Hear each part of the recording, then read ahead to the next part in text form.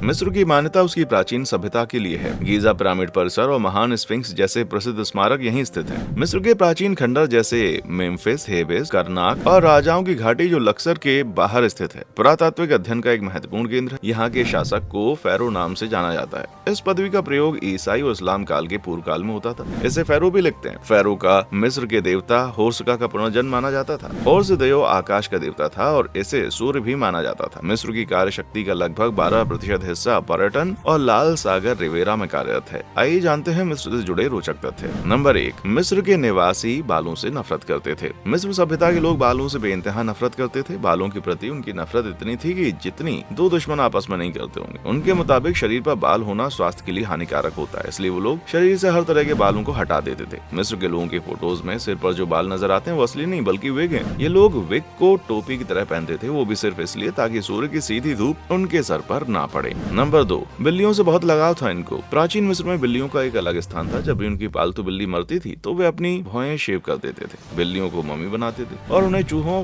को और एक कटोरी दूध के साथ दफनाया जाता था। उनका मानना था कि अगर इस दुनिया में कोई जानवर ऐसी भक्ति पैदा कर सकता है तो फिर वो बिल्ली है। नंबर 3, मेकअप का बहुत ज्यादा चलन था इन लोगों में। मिस्र में मेकअप करना आवश्यक था। लोग सुरमा का प्रयोग करते थे। वो मानते थे कि हरा और काला सुरमा उन्हें सूर्य की किरणों, मक्खियों तथा हानिकारक संक्रमणों से बचाए रखता था। इसके अलावा ये सूर्यदेव हॉर्स को श्रद्धांजलि और नमन करने का तरीका भी था। नंबर 4, दिल नहीं निकाला जाता था मम्मी बनाने के दौरान। ये बात हम सबको पता होगी कि मम्मी बनाने के लिए मुर्दे को पट्टी बांधने से पहले उसके अंदरूनी अंग निकाल लिए जाते थे। मुर्दे का दिमाग उसकी नाक से निकाला जाता था। इसके बाद इन अंगों को एक उपकरण में रखा जाता था, लेकिन दिल को नहीं निकाला जाता था क्योंकि ये लोग दिल को आत्मा का प्रतीक मानते थे। नंबर 5, महत्वपूर्ण था मुंह को साफ रखना। इन लोगों के लिए दांतों को साफ रखना इतना महत्वपूर्ण था कि वो मम्मियों को टूथपिक के साथ दफनाते थे। माना जाता है कि प्राचीन मिस्र के निवासियों ने ही एक तरह की टूथपेस्ट की शुरुआत की थी। इसे बनाने में वे बैल के खुरों का पाउडर, जले हुए अंडे की छाल तथा राख के मिश्रण का उपयोग करते थे।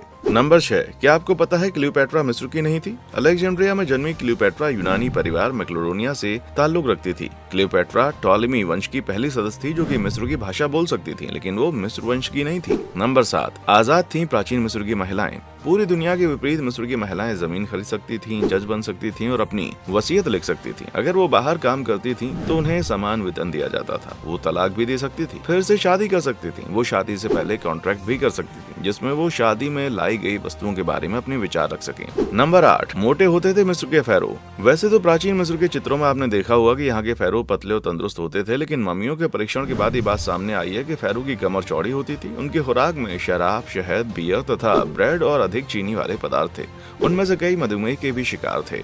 नंबर 9, दुनिया की पहली शांति संधि का रिकॉर्ड मिस्र के पास है। 200 सालों के बाद भी मिस्रवासियों और हित्तीज के बीच की लड़ाई का नतीजा नहीं निकला। 1259 में दोनों राज्यों को एक दूसरे से खतरा था। रामसेस और हतुतुसिली III ने एक शांति संधि की और ये वादा किया कि वो किसी भी तीसरे आक्रमणकारी के खिलाफ एक दूसरे की मदद करेंगे। नंबर 10, गणित के ज्ञाता होते थे मिस्रवासी। मिस्र के निवासी गणित में काफी तेज होते थे। उनके द्वारा बनाई गई संरचनाओं से साबित होता है कि गणित और वास्तुकला में वो बहुत तेज और निपुण थे। नंबर 11, मिस्र के लोग अजीब शक्ल के लोगों को नौकरी पर रखते थे। प्राचीन मिस्र में अगर कोई बौना पैदा होता तो उसको बहुत खुशकिस्मत माना जाता क्योंकि उसका बौनापन उसको आसानी से नौकरी दिला देता था। नौकरी भी ऐसी वैसी नहीं बल्कि सोने के कारखाने में विचित्र शक्ल वाले लोग जल्दी से पहचान में आ जाते थे, इसलिए उनको पकड़ना आसान होता था। नंबर 12, प्राचीन मिस्र के डॉक्टर। मिस्र के डॉक्टर एक ही अंग का अध्ययन करते थे। इतिहासकार हेरोड्स के अनुसार प्राचीन मिस्र में एक चिकित्सक एक ही बीमारी का विशेषज्ञ था, उससे संबंधित इलाज करता था। उनके पास हर बीमारी के लिए अलग अलग चिकित्सक होता था। नंबर 13, गीजा का मशहूर पिरामिड। कहा जाता है गीजा का पिरामिड पृथ्वी के भूभाग के बीचों बीच स्थित है। गीजा का मशहूर पिरामिड ओरायन की बेल्ट के साथ संरेखित है। हालांकि इस बात पर कई बार बहस हो चुकी है। इसके अलावा ओरायन को मिस्र के पुनर्जन्म के देवता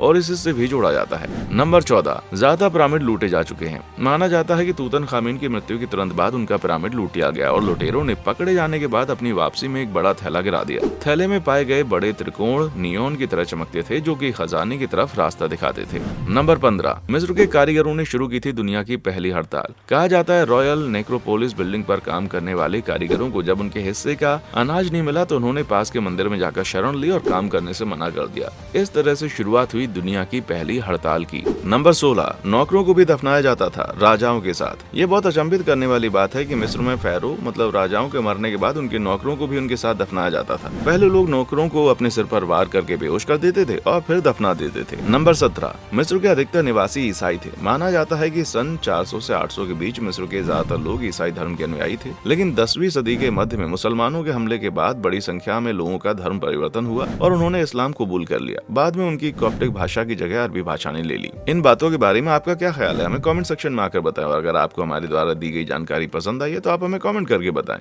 इस वीडियो को ज्यादा से ज्यादा लोगों में शेयर करें और ऐसे ही इन्फॉर्मेटिव और नॉलेज से भरे हुए टॉपिक के लिए चैनल को सब्सक्राइब करना ना भूलें। देखने के लिए शुक्रिया।